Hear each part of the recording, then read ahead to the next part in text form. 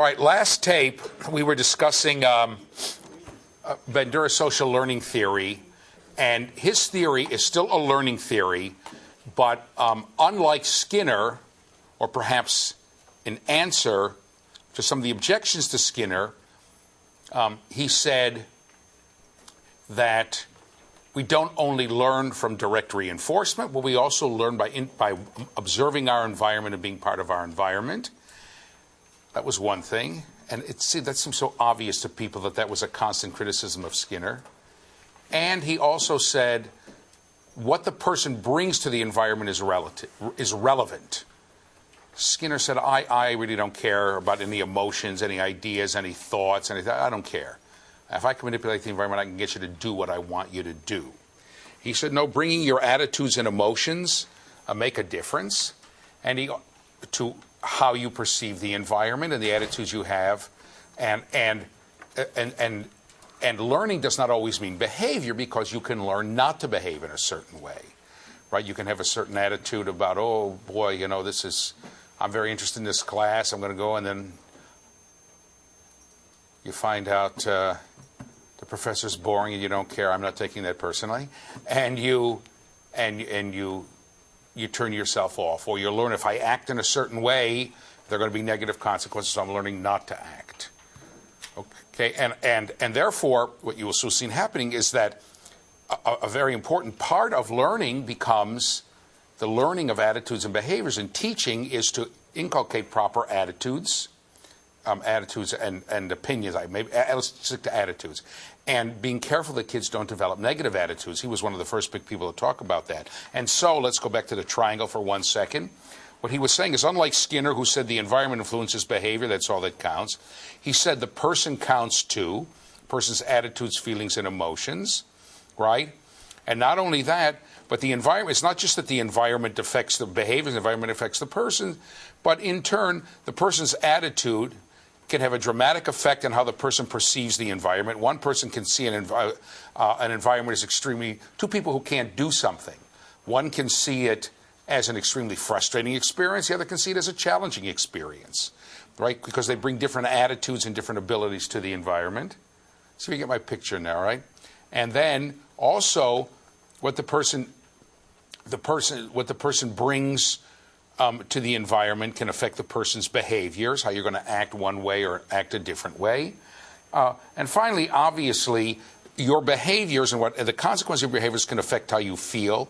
And the environment can, in turn, affect you. If you bring a negative attitude to a certain environment, I don't like this stuff, these people hate me, they're a pain in the neck, and they're nice to you, and they're wonderful to you, you can change your opinion about them. Okay?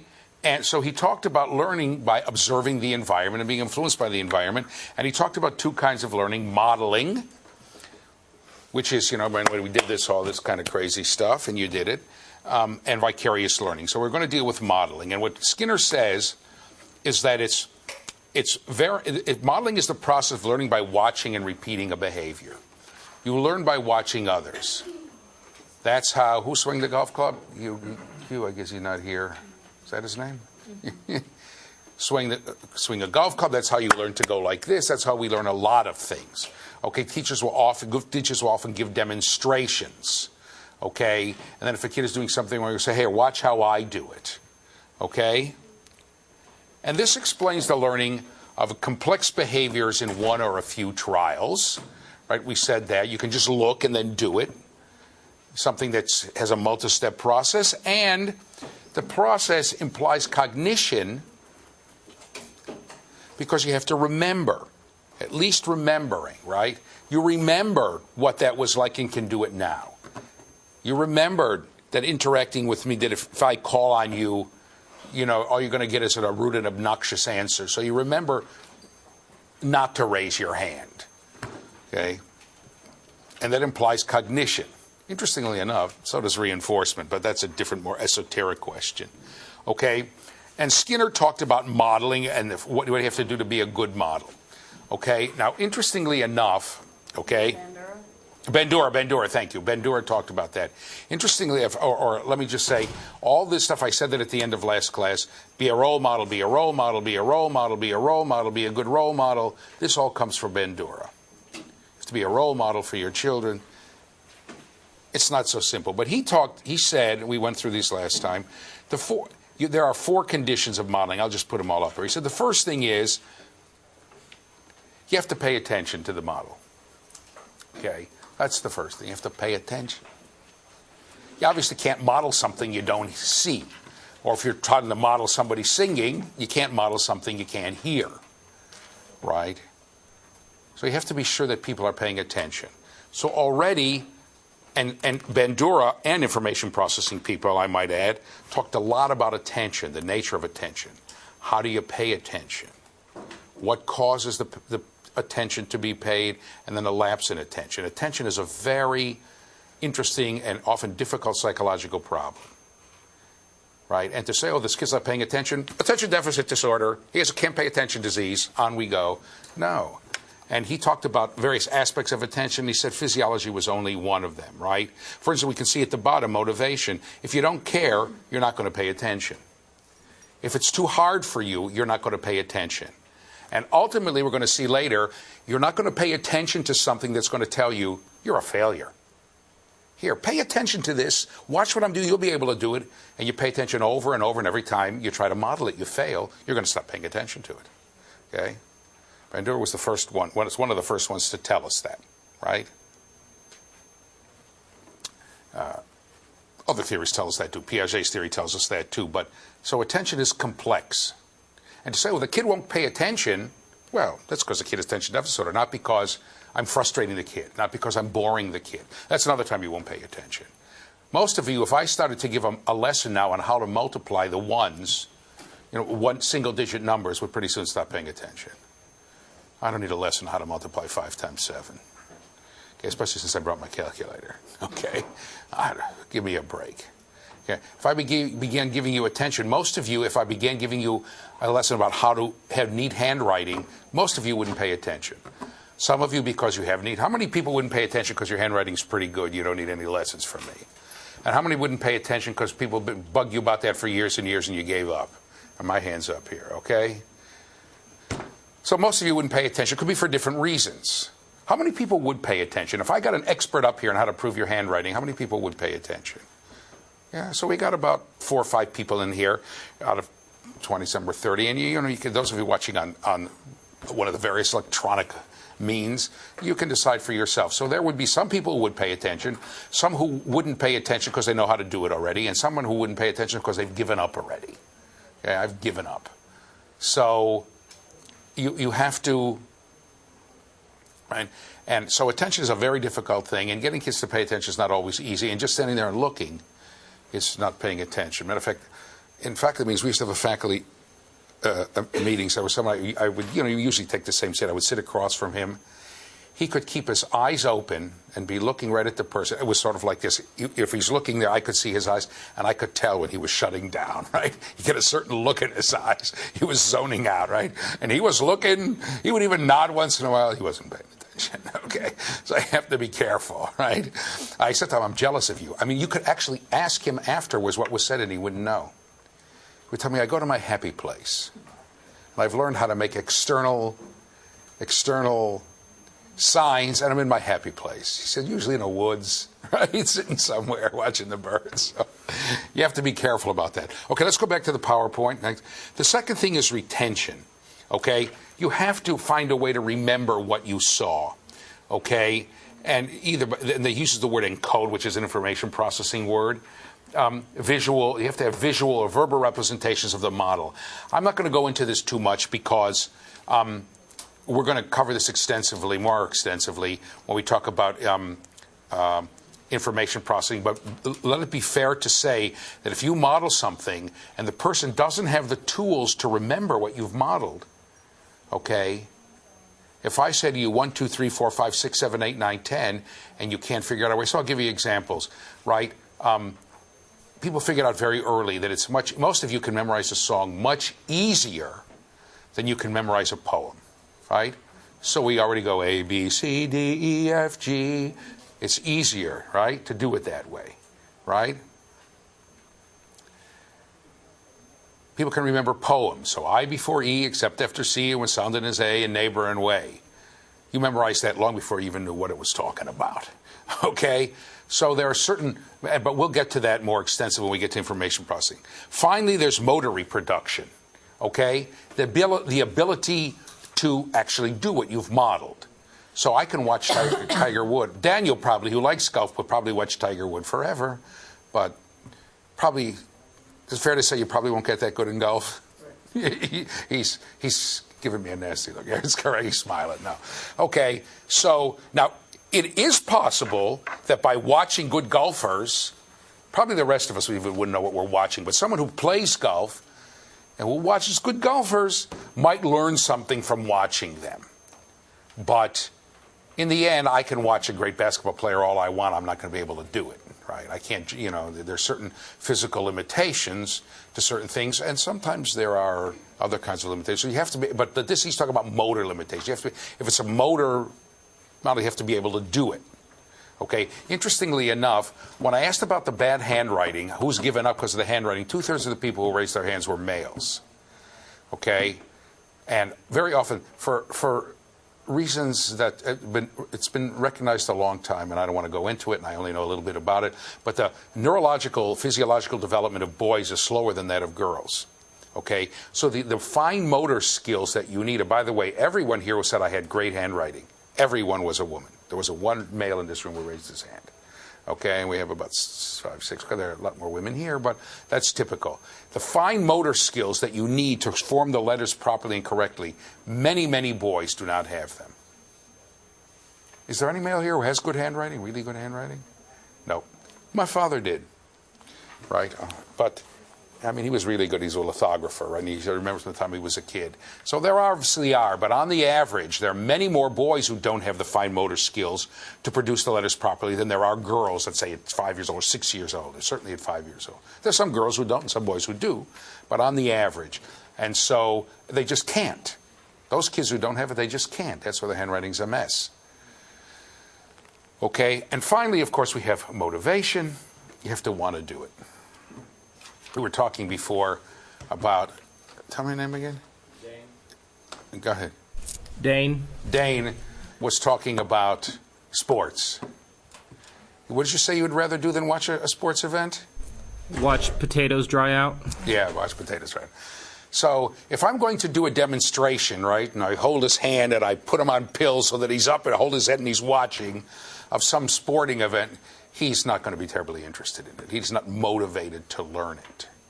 Okay? And so kids can get turned off to things and turned on to things. And of course, motivation, you'll notice, is also a mental state.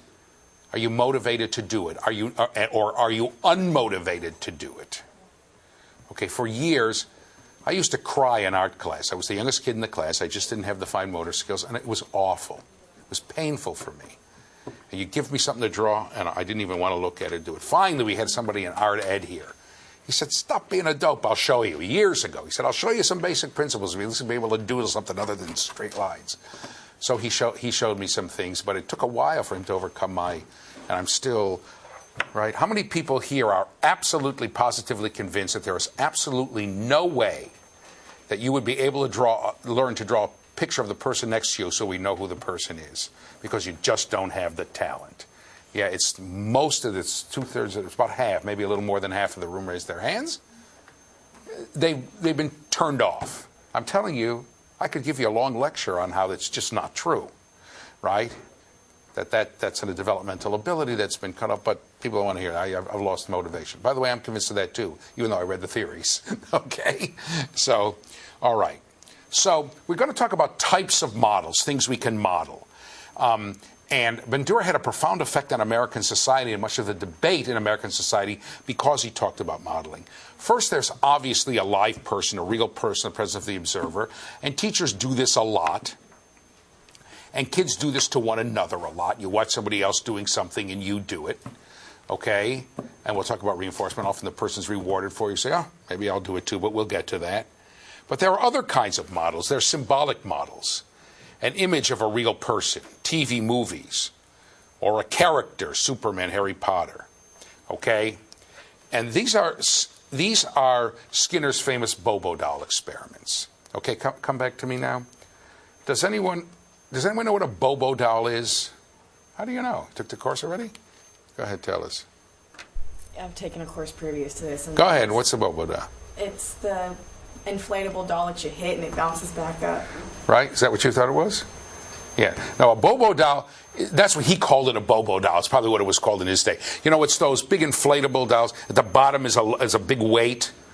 So you hit the thing and it goes down and it pops back up, right? Hit it and it pops back up. So Skinner did his famous experiments with a... thank you very much. If I say Skinner, make me stop. Bandura did his famous experiments with a Bobo doll, talking about watching models be aggressive. He is the person who is behind the campaign against violent television. He's not behind it, but he is the one who started this campaign against children watching violence, violent movies, then violent television, and now violent video games. And I'm going to stand up and I'll show you what happened in the Bobo doll experiment, okay? The doll's here, okay? And I'm going to walk over here. Is that okay? The doll's, can you get the, you got to get the camera on me. Okay, the doll's here and it's standing here, and the kid's in the room with things to do. Okay, the kid's in the room with things to do. And one of the things to do is to hit the Bobo doll. Okay, and so they get a baseline of how many times the kid will come and hit the Bobo doll. You know, bang, hit it, right? Then the kid watched a movie of an adult going in and going bang, bang, bang, bang, hit that doll, hit that doll, hit that doll.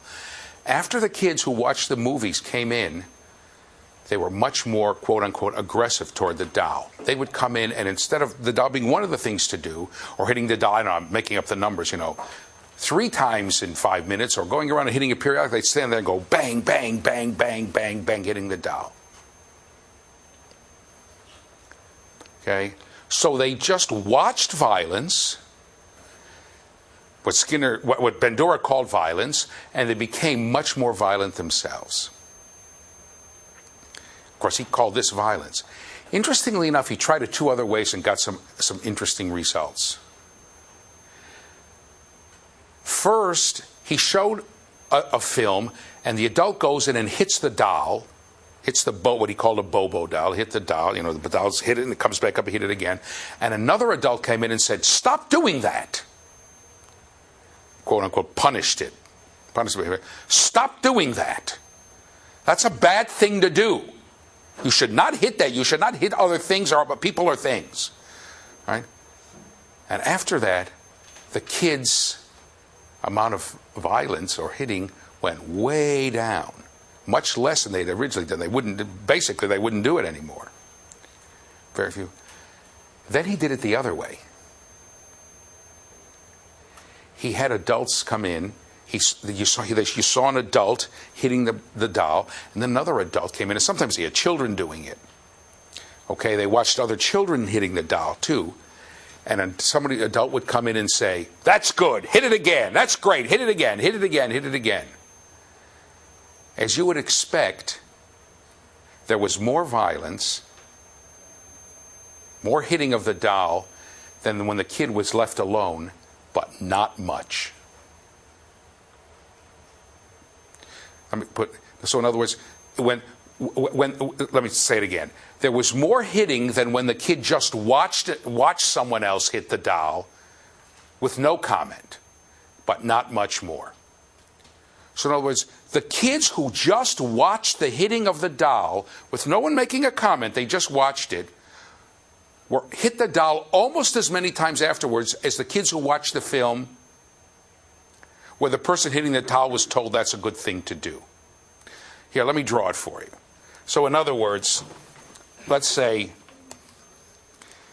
this is the number of times the person would hit the doll. Okay, so the kids who saw the adult being chastised, right, there was almost no hitting afterwards. This is the amount that they hit. The kids who just saw the film, this is the chastised hitter. Chastised for being hit. This is just watching. There was this much violence, just watching. And when the kids who saw praise for the hitting, There was maybe this much. A little bit more. His point was that just watching the hitting of the doll caused the kids to be much more aggressive toward the doll. They just modeled. They didn't hear anybody say anything. There were no punishments. There were no reinforcements.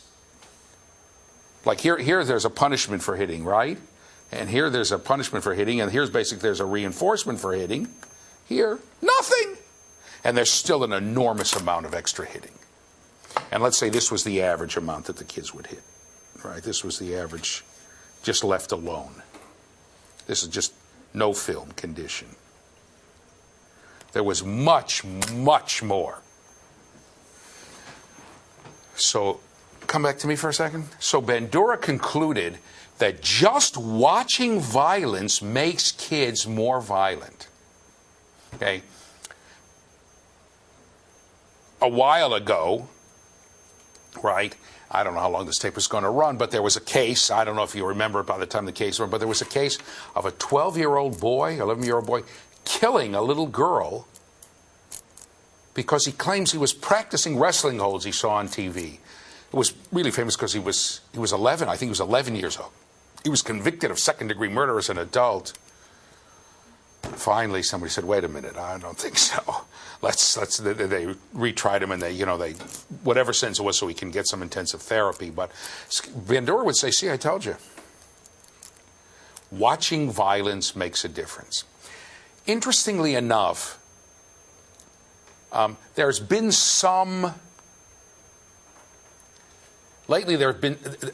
Afterwards, there were some looking at the nature of these symbolic models. And it turned out the more real the symbolic model was, the more the kids were likely to imitate it and take it for something real. So, for instance, if you saw a TV show with real people, like a drama, and real people would go out and do real things on a real street, including violence, right? Kids were much more likely to imitate that than, say, something from Harry Potter. Right, that they know is a magic fantasy world from the Star Wars. And likewise, cartoons, they were not likely. And we see Road and Coyote cartoons. That coyote dies 12 times a cartoon, right? Over the cliff, bang in the air. Kids knew that wasn't real. Or people getting run over by, or Tom and Jerry cartoons, where Tom is always getting electrocuted and run over by steamrollers. And one time he was run over by a steamroller, and he's flat as a pancake, and he blows into his thumb, and he pops up again. They know that that's not real. They tend to imitate that less. It tends to be less of a model for real behavior for real people. So in some ways, by the way, that was used as a defense by some people with the video games. But the more realistic the video games get, the more people were opposed to them. And people talk about being immune to violence and seeing violence all the time. But Bandura is the person who started this whole question of whether watching violence makes you more violent. Interestingly enough, when we get to Freud, you'll see Freud disagrees with him completely. Freud says it's simply not true. People who are violent, if they can watch, who have the violent tendencies, if they can watch the violence in another way, it lets off what he calls cathartic energy. It's a catharsis. It lets off this energy that's geared toward it can be, right? And people try to do it. So, for instance, you will find that men who commit violent crimes against women, their rooms are full of magazines, pornography about that, right? Bandura says, "See, I told you so. They're imitating it," right? Freud said, "I don't think so." Freud said, what's happening is that they realize it's a wrong thing to do, and they're trying to let off this energy in other socially more acceptable ways, right? By reading about it, by looking films about it, by doing something. But they just can't control themselves in the end. So you have to pay your money, takes your choice. But it's pretty clear that kids who see violence often will tend to act more violent. I'll tell you a personal story. My son goes to my grandson, who at the time I'm making this tape is 20 months old. All of a sudden, he's toddling along, and he toddles along like this, right? Can you see me here? Am I on there? And all of a sudden, he goes like this, "Hiya!" kicks his foot, right? He's 21, so he saw some kid doing that in the nursery school where he goes. You know, it's a karate move. You know, my daughter-in-law went nuts. You're not supposed to do that. Let's see you march instead. My son said, no, we don't do high. I mean, it's a violent move. He doesn't know what it means, but he's already imitating this violent move. So he said you have to be very, very careful about doing things. I remember when my uncle taught me how to drive. He said, do what I say, not what I do. He helped teach me how to drive, right? So, of course, he rolled through a stop sign, and so do I, right? So, you know, you can't tell that to people, right? You have to be very careful. Well, I should say until I got the ticket for rolling through them. Now I try not to, right? Okay. And finally, let's go back here. Of course, we can also model written instructions or descriptions of how to act. And sometimes we can have both. Like, for instance, we can have a map to tell us how to get somewhere, which is actually symbolic. It's an image. Or we can have written instructions. And once again, let me just observe you a little. You got to be careful about these things because different people have different things. How many people? I'm going to give you either a map of how to get from one place to another or written instructions. You can't have both. Who would take the map? Who would take the written instructions? More people here would take the written instructions. So would I, by the way. So it depends, right? And so different people can learn by different kinds of models and different things they see. Okay? Some people, I really learn best. If I were to take this course, I'd probably try to make it in a live thing. I just do better with live people, interacting with live people. Of course, as you can tell, I have a big mouth. I would probably be asking questions, too. So you have to be careful about that, what kind of models kids can go for. Okay, now, these are the characteristics of an effective model. And you have to be careful of this. Of course, as a teacher, you're supposed to model things for kids, supposed to be an effective model. But you got to be careful about some of these things. First, competence. An effective model has to be perceived by the observer to be competent in what the model is doing. Okay? So, if I were going to say, come here, I'll show you how to throw free throws, people would probably very quickly stop paying attention to me. Okay, all they have to do is see me throw two of them and they realize it's ridiculous, right? They might want to watch Kelvin Murphy instead. Or who's the one now who's making all the free throws? You remember, right? You might want to watch someone who knows how to do it. Okay, that doesn't mean you have to know everything. If you try to bluff your way through, when the teacher, was nasty to me, that lowered, in my eyes, her esteem or her competence. Right? If you don't know something, right, then say, I don't know, or I got to check. When Francis and I had that little debate about variable interview, I said, she's right. I was wrong. I got to go back. But I know that this stuff, and I had to add the condition that you have to hit it once. I didn't know it. I'd messed something up. And if you go back and say, I'll look, I'm not sure, that can often increase your confidence, especially as kids get older. Trying to bluff people. If you try to bluff people or ridicule them when you don't know something, it decreases your confidence. But in the end, it's okay to say, I'm competent with this and not competent with that. And to say so, it's okay. Okay, so you can... Then people will say, I believe that you're competent. But so people have to think you're competent and know what you're doing and think you know what you're doing. And it's very interesting that often kids will get senses of a lack of competence. And, you can tell that I have questions about the competence of certain people who function in the schools. Often, when I hear people tell me, look, I know that these tests are... but I'm in there and I got to do this and this right away. Because of my own attitudes, I feel them to be much more competent. So you have to look at that and what it means to be competent, what a model is competent. By the way, I don't know how to do this. I don't know where it came from. And when I tried to get rid of it, the slide turned inside out. So I don't know what it's doing there, that little thing. But there it is. Okay. Often you'll model people who have prestige and power, okay? There's an overwhelming urge to try to model yourself after Tiger Woods rather than after the local golf pro, right? Even though in your head I could probably learn more from that golf pro than from the guy who's the best in the world, okay? Most people, when you're learning how to bat, will tell you, don't look at the greats. Because usually there's something weird about them, right? Jackie Robinson. Does everybody know who Jackie Robinson was? Yeah, y'all know who he was because he was the guy who broke what they used to call the color barrier. He was the first black player to play in the major leagues. Come back to me for a second. But Jackie Robinson was a great baseball player. That's why they picked him, because they knew he would succeed. He was a phenomenal baseball player. If he had been... Baseball, stealing bases was just not the thing to do. He led the major leagues every year stealing bases, 20, 25. If he were playing in the great base stealing days, he would have stolen 200 bases. He was a great player. Okay, and Jackie Robinson, when he was batting, I got to show you this, right? He looked like he was swatting flies. Okay, his batting stance was like this. He was up like this, way up in the air, right? If you try to model, if the average person trying to model yourself after Jackie Robinson is making a mistake, right?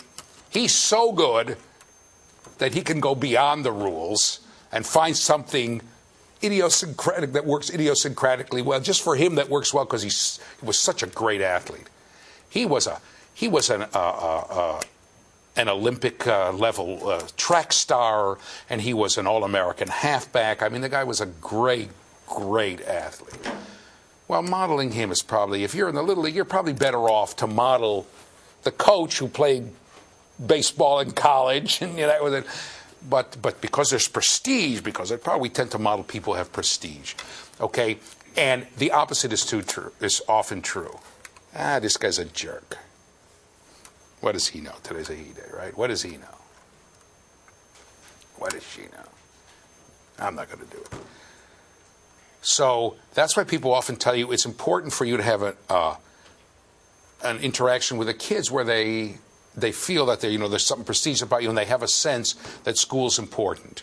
Okay? The next thing is gender appropriate behavior. This isn't in here from the old days, but especially younger kids will often tend to model the same gender to get the appropriate behaviors. Especially when they come to realize that gender makes a difference. I was talking with my, he has a pretty good vocabulary. He's 21 months old, my grandson. Okay. Is daddy a boy or a girl? Boy. What about mommy? Boy. No, mommy's a girl. Girl. What about Uncle Joe? Girl. What about Aunt Jacqueline? Girl, boy, girl. He doesn't know. No, Aunt Jacqueline's a girl. Uncle Joe's a boy. What about Uncle Joe? Boy. Aunt Jacqueline. Boy. He doesn't get it. Doesn't get it. Kids will, and even when kids will often tell you, 3-year-olds, you'll ask them, well, again, this is part of Piaget, could you be, if you ask a little boy, could you be a woman when you grow up? You say, oh, sure. Tell me how. Then they start to, whatever their stereotypic image is. Oh, well, I could put on lipstick and wear a dress and grow my hair very long. Right? I'd be a woman. You ask a girl, could you be a man? Girl? Yeah, I'll wear a suit and a tie and whatever they think it is, right? So, but once they begin to get a sense that there's gender and that there's gender appropriateness, and often in particular with adolescents who are very gender role stereotyped, right? I remember one time, I'm walking, I have a million different books here. Let me get up again. I have a million different books. See if you can get this on me, right? And I'm carrying them like this. Hello? Can you get the, yeah. I'm carrying them like this, and all the guys came, this must have been 8th grade. What are you, a girl? Because girls carry books like this. Boys carry books like this. Right? That was when I was there, right? Look at your nails. Boys look like this, girls look like this, right? On and on. Things you can wear and you can't wear and you can do, right? So often you'll model the people who are from the same gender, and you have to be careful of that. So let me tell you something. If you're a middle school teacher, a female middle school teacher, right, 13, 14-year-old boys, and you think they view you as a proper role model for all kinds of social behaviors, think again. Not too likely. Not too likely. Often, People will model the coach. Boys will model the coach because he has prestige and power. Or girls will model the female coach if it's a school where women's athletics is, because she has prestige. It's not power, prestige, right?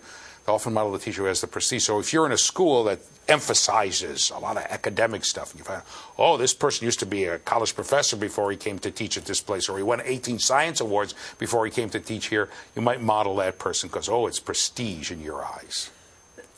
Okay? Relevance. Let's go back to the PowerPoint. Again, we're back to the thing is, I'm not too likely to model someone who's going to show how to weld. I don't want to get burned. I don't like fire. I don't care about welding. If I need welding, I'll call my contractor and he'll weld it. I don't care. So it has to be relevant. And that, of course, is back to motivation, back to interest, back to the whole thing. Okay? And so, once again, if you have a kid who says, what do I need this for? You often have that. How many people, when you were studying plane geometry, were thinking, what do I, or intermediate algebra, what do I need this for? My hand's up, right? So if you say, you're not going to get into college, how many people heard that? Got to have this to get into college. You all heard that, right? Okay, so it becomes relevant. But it becomes relevant in a way. I remember when I took German in college, you had to have a language. I figured I'll take German. There were reasons that I did it that had to do with trying to learn Yiddish. Never mind. So I took the German. Oh, it didn't do so hot. So I remember I walked out of the... Bob Gwelly and I walked out together. He was taking second year German. He really was tortured because he'd taken first year. And I said, come on, we're going to go out into the field. He went and he drop-kicked his German books into the woods. That was and I went there and I said, I'm starting from my toes and I'm pushing it all up and I'm getting out and I blew all the German out of my head. Especially since I thought I didn't do too well on the exam. I did all right, it turned out, but right, it just wasn't relevant to me. I had taken it for a specific reason. I thought I could use it to help me learn Yiddish, which is a Germanic language. It didn't work out too well, and I didn't care too much anymore after that. So I did it because I had to graduate from college, and but I hardly remember any of it anymore. Hardly remember any of it. So, because I didn't care. And most of you, if I were to give you an intermediate algebra test today, how many people took intermediate algebra? How many of you could get higher than a 30 on the test? Right? Are you going to be a math teacher? Right? Maybe a few. Right? Most of you. Some people, you liked it, didn't you? So how can you do so well on the test? Push it down. I have a good memory. Yeah, we'll see. How long ago did you take it? 8th grade was my first algebra course. No, I'm talking about intermediate algebra. Second algebra course in high school. Oh, Algebra 2 I took Algebra in 2. junior year. Here? No, junior year in Junior high school. Yeah. I'll bring you an exam, we'll see. See if I can find one. And finally, let's look here. Identification with a model. The observer has to view the model as being similar to her or himself in a relevant way. Okay? I have to tell you, a lot of bad stuff has gone on with this thing. Okay, come back to me for a second. You are not allowed to impose on people. You're allowed to do it. You're just going to make a mistake. What's relevant or not relevant? Okay? A lot of the stuff about finding, for instance, we're going to find people, we're going to have to find black teachers for black kids and Hispanic teachers so they have a model they see as being the same as themselves, relevant to them. Well, you have to be careful. One of my sons had a thing for Darryl Strawberry. He loved Darryl Strawberry with all his heart and soul. Some of you are too young to remember, but Darryl Strawberry was a baseball player, and he played for the Mets for many years. He was very tall and very thin. And he got to be one of these guys that everybody teased. So one day we have seats out in right field, and the Astros are playing the Mets. And he was the right fielder, and people start going, Darryl, Darryl. That's all. You would hear that all over. People usually shut people up with a swing of the bat, right? He was a very good player. There, and then they called him String Bean, Bean Pole. He was very tall and thin.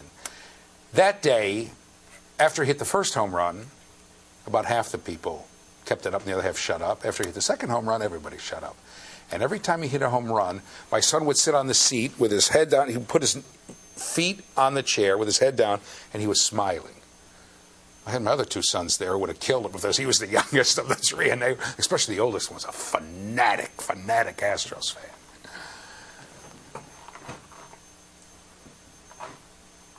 One day I asked him, why do you love Darryl Strawberry so much? We had to get him a Mets jacket, everything. Why do you love Darryl Strawberry? He said, because he's just like me. I said, how?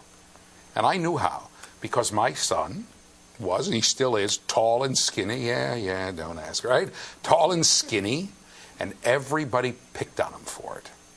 It wasn't but he would be called String Bean or Bean Pole or stuff like that, right? He was much taller than the kids in his class. Now it's, oh, look how nice and tall he is. You know? And he turned out to be 6'3". He's not, a giant, but he was very tall. And he got picked on, and he saw Darryl Strawberry just like him. The fact that Darryl Strawberry was black and he was white, it was completely irrelevant to him. But skin color was completely irrelevant. Huh? I mean, it didn't even enter his head. He was 10 years old. Okay, that was his model. I saw him play Little League. He would try to bat like Darryl Strawberry. Right? I think Darryl Strawberry was a lefty, wasn't he? Yeah, and my son was a lefty too. He would try to model as he couldn't hit worth a darn that way, right? But he would try to be just like the. When they traded Darryl Strawberry off the Mets, he stopped with that Mets jacket hood stood right in the center of his closet. When he went to college, he couldn't take it. He couldn't wear it because I think Strawberry was traded to the Dodgers, right? And he couldn't wear. When he moved on college and he found out, I said, "Jerry, you want to take the Mets jacket?" No. He couldn't wear it because they had betrayed Darryl Strawberry by saying, but he couldn't get rid of it. To this day, finally, when we moved out of that house, it's still in his pack of stuff. I said, let me give it away. No, just keep it, right? It was already almost 30, right? No, just keep it. Because he had this, even after that, he had this, after that's long gone, there are plenty of people his height now, but there's still this, how he identified with people. You have to be very careful about who's a model and who's not.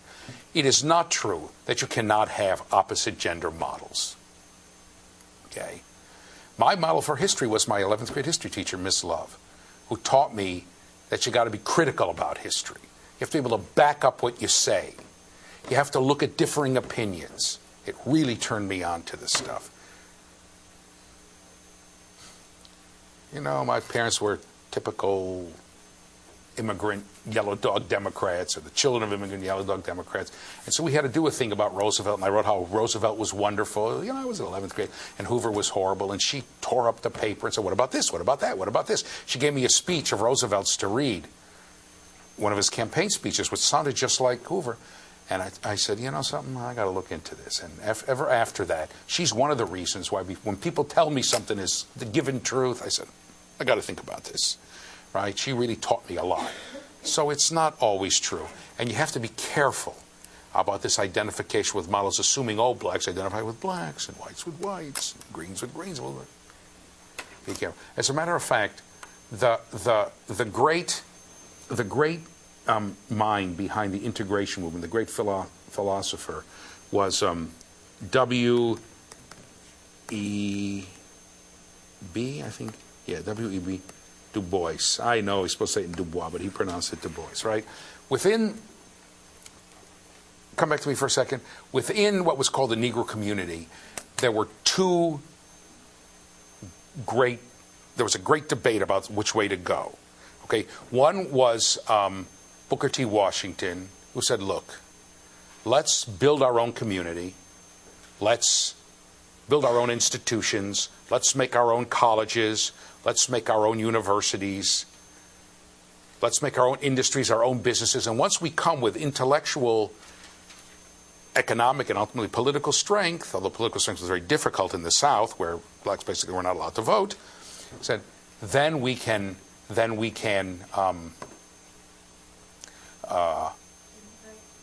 then we can come and integrate, and then we can ask for our rightful place in society. And that was behind, for instance, he formed Tuskegee College behind the what we call the traditionally black colleges, Fitch and Tuskegee and Grambling, that were all and in insistence at a very high level. I mean, those are all traditionally very high quality colleges and institutions of higher learning, and the United Negro College Fund is basically back in the to find high-level achieving black students who were discriminated against in other colleges to go to these colleges, etc.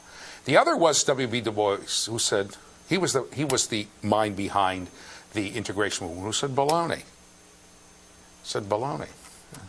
We're Americans like everybody else, and we have a right to the institutions right now. We need to ask for integration now. And these were two brilliant minds, right? And W.E. Du Bois, if you ever read his stuff, he had a brilliant mind, He wrote about a lot of stuff. And he wrote an essay once that I read. He said, when I read Aristotle, right, he said, my spirit lifts out of my body. Right? It was amazing. I mean, he wrote this much better than I'm saying it. And I connect with the spirit of Aristotle, and we spiritually hold hands, and I learn from him, I model from him, etc., etc.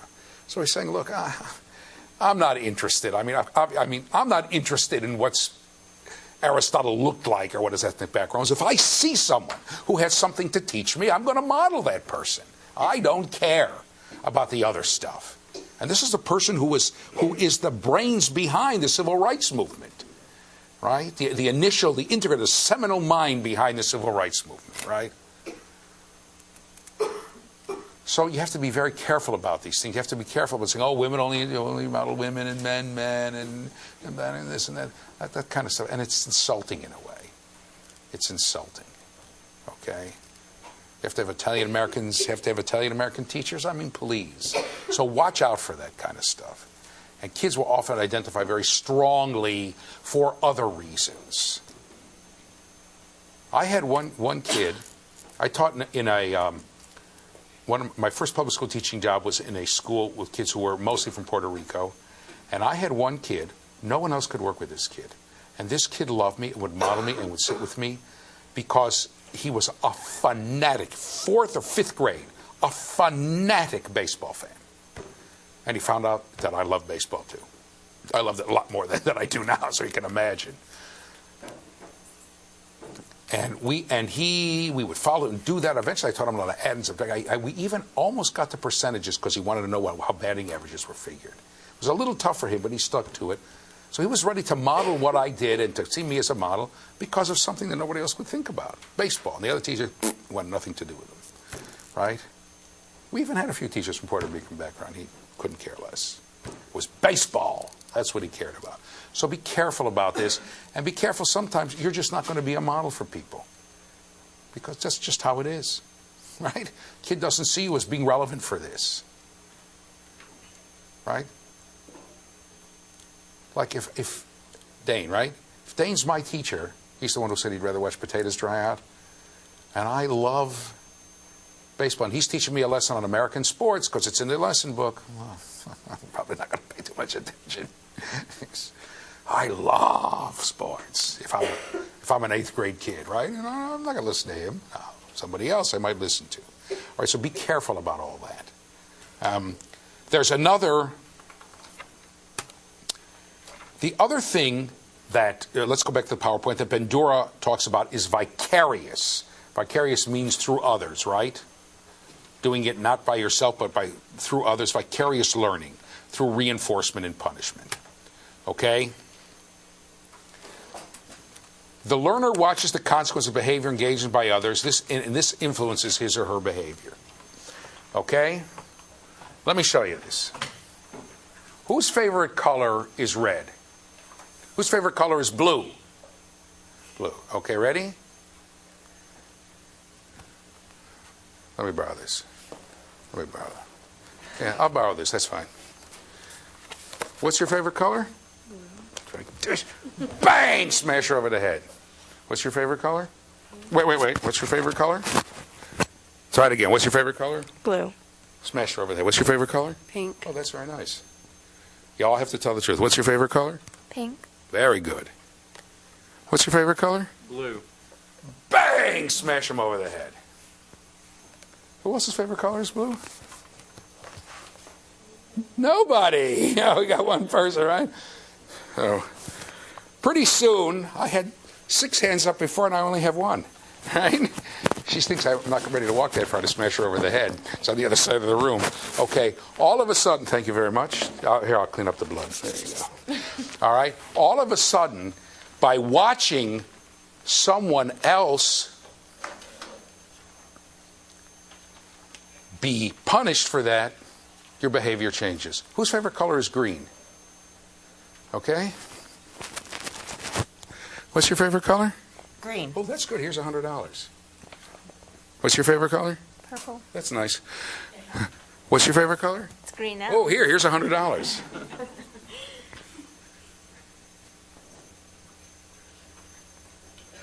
What's your favorite color? Green. She said pink a little while ago, right? You see? Okay, right here. I have to write an IOU amount of money, right? Okay, you understand? So this is what Bandura calls vicarious punishment and reinforcement. Okay, let's go back to the PowerPoint. Okay, you learn the consequences of behaviors engaged by others, and this influences your behavior in the future. So all of a sudden, the person whose favorite color was pink sees reinforcements for green, and it's green. All of a sudden, that's a behavior saying green is green. All of a sudden, all the people's favorite color was blue. It stopped being blue, right? Unless you enjoy concussions, right? So this is what he calls vicarious reinforcement and learning. The person can decide to act or not to act, not to say blue, based upon the consequences of what happens to others. Okay? And by the way, this can also be true about people's watching others succeed or fail. Let me give you an example right here from class. Come back to me. Okay, remind me your name again. This is awful. Rosanna. Okay? Rosanna was the person who said she thinks that she could still do well in Algebra 2. From this, I'm going to conclude she's probably pretty good in math. If somebody puts out a math problem and gives it to Rosanna to do, and she can't do it, I'm going to tell you right now, I'm probably not going to try myself. If I had more, I might say, oh, let me see, maybe Rosanna's not. Were you good in math? Yeah, she's going like this, yeah. If I actually saw her solve a bunch of math problems that I had trouble with, and then they gave one that she couldn't do, I'd give up right away. Right? So by watching the consequence, by watching her failure, and having a self-evaluation of how good I am in math, which is okay, but she's better than okay. So if a person who's better than okay can't do it, I certainly can't do it. Okay? So by watching her fail, I've already determined I'm going to fail. There's no point in trying. Or it can be the other way around. Okay? Let's say I'm really no good in math. But Deneen. Again? Deneen. But Deneen is my saving grace. She's the only person in the grade who's worse at math than I am. Right? That's why we're buddies. Okay? We're the two math dunces in the class. Okay? Now we have something in pre-algebra. Let's say it's 7th grade. Okay? We have something. Were you good in math? I picked on the wrong person. She said, yeah. Well, I have to pretend. Okay? If I see Deneen try a problem and do it, I can say, you know something? If Deneen can do it, I'll bet I can do it. So the same problem, if I see Rosanna, right? If I see Rosanna not be able to do it, I probably give up immediately. If I see Deneen do it, I'd say, oh, let me give it a shot. You see what I'm saying? So, and this is all by watching others succeed and fail, I make a determination about whether or not I can succeed or fail. Right? And that'll happen to kids a lot. And often kids, right, will make those determinations, right, based upon their own previous experience with success and failure. And you've got to watch that out. Often kids will not try if they see other people not being able to do it. Because, well, I'm not as good as they are. Okay? Let's go back to the PowerPoint. Thus, oh, that's a nice effect. I don't even know how I did it. Thus, clearly cognitive processes are implied since we remember what we saw and decide how to act in the future in the same situation. Okay? You remember that you're going to get a concussion if you say green. Blue. So you decide, I'm never going to say blue. You remember you're going to get $100 if you say green, so you'll say green if your favorite color is pink. We also draw conclusions about our own abilities by watching others. So behavior is not the same as learning. For Skinner, learning and behavior, see if you get my picture in there, are synonyms. I once watched one of these things without the picture, and I couldn't pay attention, so now I'm a semi-fanatic about it. Learning means behaving, but Bandura says, I don't think so. Because you can decide to behave or not behave based on what you've seen. Whose favorite color is blue? Or we're going to just sit there and not say one thing, because you don't want to get smashed in the head. Whose favorite color is green? Everybody's hand's going to go up, right? Because there's a chance to make $100. Okay? So you can learn to behave and not to behave. You can even learn to differentially behave. You can learn that, well, sometimes he'll give $100, sometimes he won't, and try to figure out when he will and won't. Okay?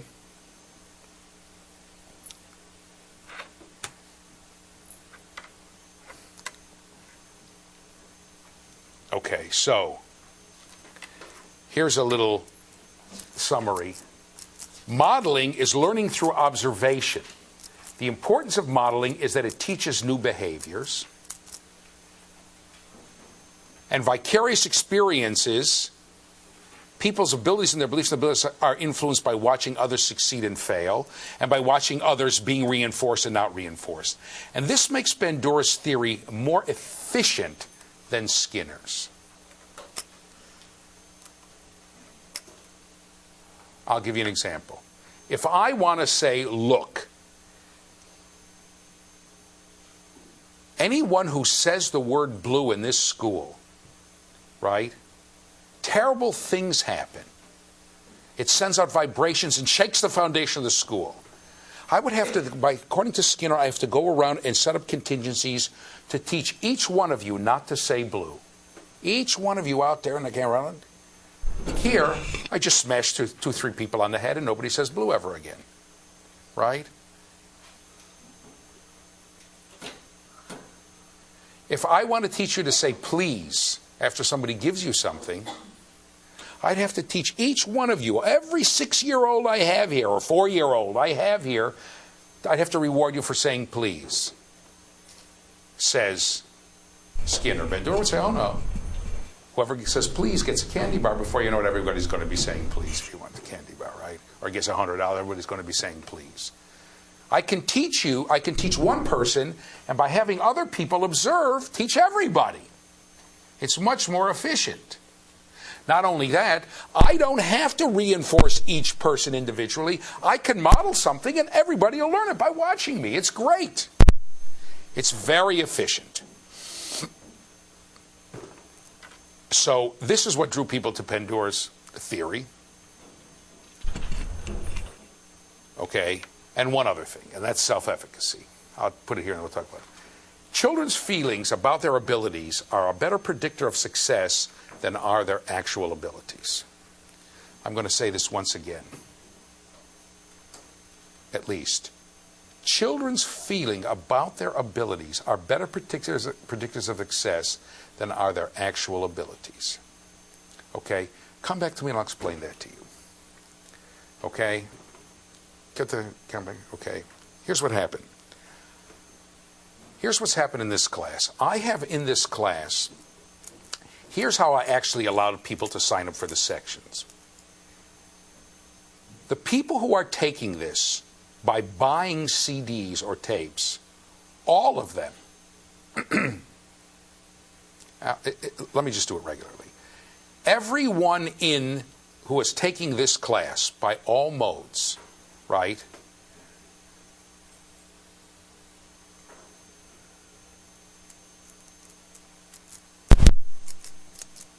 Let me try once more. Okay? I have two groups of people. Be easy that way. Group A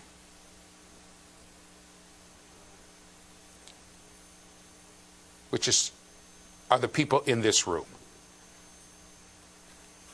Right? And Group B are the people taking the class by tape.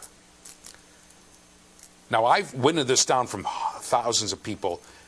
Group A, the people sitting in this room, their math abilities by standardized tests, teacher evaluations, and anything else I can do are worse than the math abilities of the people in Group B, the people taking this by tape or by TV, right? However, I've selected the people in this room based on the fact their math ability isn't good, but they all say, I'm pretty good in math. I can do it. The people in Group B, the people watching on the tapes, their actual math ability is better than the people sitting in this room, but they all have the attitude, I suck at math. I can't do this stuff.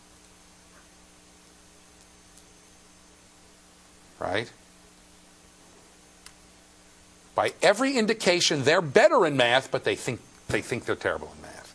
If I now go to give a math lesson about something that's new for both groups, and I test it afterwards, both however you want, with a standardized test or with actually seeing what people understand, the people who think they're good in math, even though their skills are lower initially, will do better than the people who think I suck in math. The people whose skills are low, but attitude is good, self-efficacy, I'm good at it, I'm good, will do better than the people whose skills are higher, but think I'm no good. I have a low, what Ben Dura calls self-efficacy. Efficacious means you're good at something. Okay? Do you understand what I'm saying? So if, like, at 5 o'clock, driving through the city streets is a more efficacious way to get home than getting on the Southwest Freeway, right? Because you drive through the streets, it'll take you 40 minutes. You get the Southwest Freeway, it'll take you 40 years, right? It'll take you 3 hours. Okay, efficacy means something that works. So if you have a low self-efficacy in math, if I try math, I'm no good, that's practically a guarantee that you're not going to do it, even if your skills are actually better.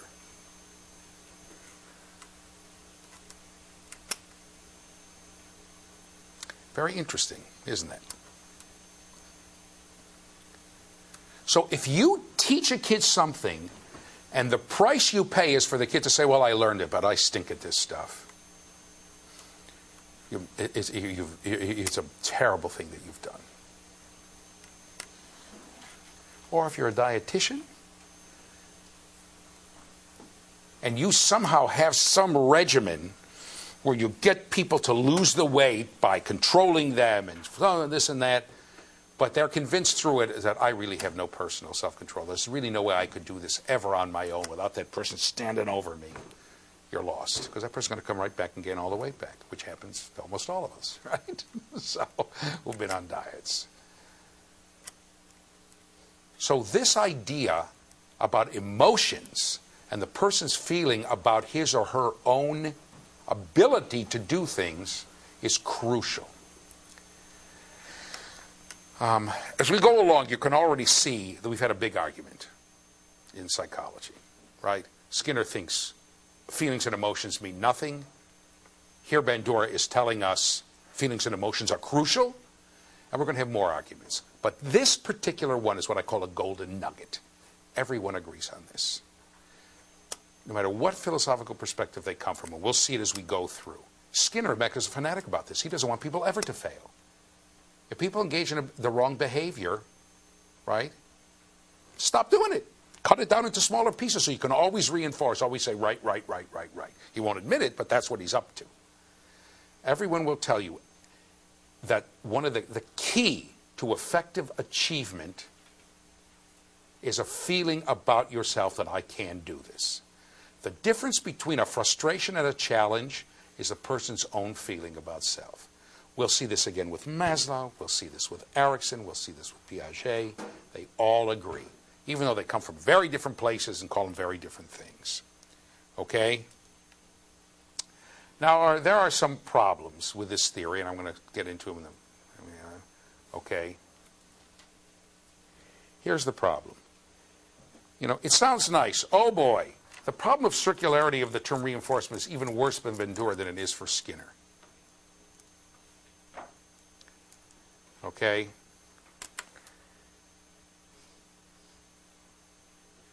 The fact that you never know what is a reinforcement until you try. Skinner can say, come back to me now. Skinner can say, okay, keep trying. This works fine. Okay? You like Mounds bars? Like coconuts? You like Mounds bars? Who likes Mounds bars? Who likes coconuts? Who likes coconuts? Raise your hand. Nobody here likes the taste of coconuts? Who likes the taste of coconuts? Who hates it like poison? Oh, boy, usually it's 50-50. Who likes it? All right, so here we are. Can you get the camera over here? I'm sure you can. So here we are. Here we go. Go ahead. Push it down. Rocky. Here's Rocky. I say, Rocky, I got my big bag of candy here, Mounds bars. I say, okay, Rocky, how much is 2 times 2? 4. All right, here, Rocky, take the Mounds bar. No. Rip it open, eat it. Who Thanks. else likes it? Good. We even said thank you. Who else likes it? Okay, here we go. Probably can't get into this corner. Can you get the camera over here? Sure we can. What a great place.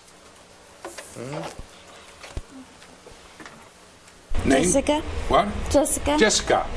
How much is 2 times 2, Jessica? How much is 2 times 3? Let's make it tougher. 2 times 3. Yeah. 6. All right, here's the Mounds bar. Rip it open. I want to see you eat it. You were such a good girl. Right, if you're going to give me the right answer, I'm going to make you eat a Mounds bar. Ready? How do you feel about Mounds bars? Okay, ready? Name? Chazia. Again? Chazia. Chazia. Ready, Chazia? I'm going to give you 2 because you're going to... How much is 2 times 2? Going to have to eat this Mounds bar to get it right. 5. There you go. Right? You really hate them, don't you? People who hate coconuts hate them. Okay? So all of a sudden, what I've done is I vicariously punished Chazia for giving the right answer. I said, are you nuts? I give the right answer to these multiplication problems. I'm going to make me eat this Mounds bar. The thought of it is horrifying to you, isn't it? You're just going like this, yeah. I mean, how many people hate coconuts that much that just the thought of eating it is just horrifying to you? Yeah. We got a bunch of people here, right? Usually it's 50-50. Not too many people are neutral about coconuts, right? I couldn't believe it when I found that out. So you have to be careful. You never know when I'm vicariously reinforcing Rocky and Jessica, what I'm doing to the rest of you. I'm teaching Chazia, never give a right answer to a multiplication problem. And I'm also teaching you hate them too, right? Who hates them again? Okay, Rosanna. Okay, 5 people here are learning never give the right answer to a multiplication problem because he's going to make me eat those horrible Mounds bars. I'll give you an example. You remember recess? Was there anybody who hated recess? Look at this. We've got 4. I hated recess in April, in the spring, right? Where I grew up, it snowed and snowed and snowed and snowed and snowed and snowed and melted and snowed and melted and snowed and melted. You go outside in April, it's just mud. For some reason, I hated mud. Right? The teacher said, okay, everybody be quiet. We'll have a 10 extra minutes of recess. It's with all I could do to keep them going like this. Right? The only reason I knew the other kids would kill me, there would be a punishment. But so we're giving If you'll do this, the whole class will get recess, and here are 4 people saying, I'm not doing that. I don't want to go outside. Why did you hate recess? I hated them. Why did you hate recess? Cold outside. Cold. In the winter. Where? Yeah, in the winters. Yeah, I hated it because of winter. Why did you hate it? I had to wear black patent leather shoes and the sun baked my feet. Yeah, there you go. See, you never know. But the other kids liked it, right? They didn't seem to mind it. So you never know. You got chaos here. I think I'm vicariously reinforcing everybody. I'm vicariously punishing somebody. Oh, here are 2 baseball tickets if you'll do the work. I just saw the look on Dane's face. I think I got better things to do than this work. Push it down, right? Push it down and say it again. How much are they worth? I'll scalp them. Yeah, there you go. Okay. I mean, so it just depends. You wouldn't do it for 2 World Series tickets if I told you you can't sell them? You, go ahead, say it. You couldn't make me go to a World How Series. many people can't think of too many things they wouldn't do if they could get 2 tickets to the World Series? Right? See, there are a few of us, oh, that's a big mistake. So you never know. And because here, let's get back here, because it's always vicarious, you don't know. The problem is worse because you don't know what you're doing. You think, oh, I think it's very efficient. I'm reinforcing one person, I'm reinforcing everybody else. But in fact, I'm reinforcing one person. That's reinforcing 1/3 of the class. It's punishing another 1/3 of the class. The other 1/3 of the class doesn't care. Okay? Because you can never know how the observer is reacting to what he or she sees. There's a he did, right? He or she sees. What is reinforcing for the person with whom you are directly acting may be a punishment or a nothing to the observer. You can never tell. It's a real problem. And all of us has been through times where the teacher is doing stuff that was supposed to be a punishment. You know, like my son, I have to say this one about my son. One day he's 10 years old. Come back to me. We're driving down the street. And I stopped, and it was at night. I remember bringing him back from some school activity. It was dark already, and there's a guy sitting in the old days in the booths in the people. I guess they still have those in the gas stations. And there's one person sitting behind in the plastic see-through booth collecting the money. And it was a night, nobody was in there. And the guy's sitting in there watching TV, and he turns around and he said, "Boy, I'd love to have a job like that." I said, "What?" He said, "Yeah." I said, "Why?" He said, "You just sit, it's quiet. You watch television. Nobody bothers you. Then if you want to, you can read a book, or you can just think." By the way, he's a stand-up comic today, right? But you'd be surprised. Those guys, all of them, they're very quiet, a lot of them. Go into the quote-unquote green room and just sit. I went in there, there were 3 of them. They were just sitting, getting ready, psyching up, right? So he went to a parochial school, private parochial school, but one day he hears about timeout rooms. Public school. He says, "Oh, man, I wish we had those in our school. So all you have to do is talk out of turn and you get 15 minutes by yourself alone?" He said, "Man, I'd be talking all the time." Right? There was nothing more rewarding to him than just being able to sit by himself for, 10 or 15 minutes. Right? So you think it's a punishment, but it's not. So you can never tell. Okay? Okay. Something I'll start and say.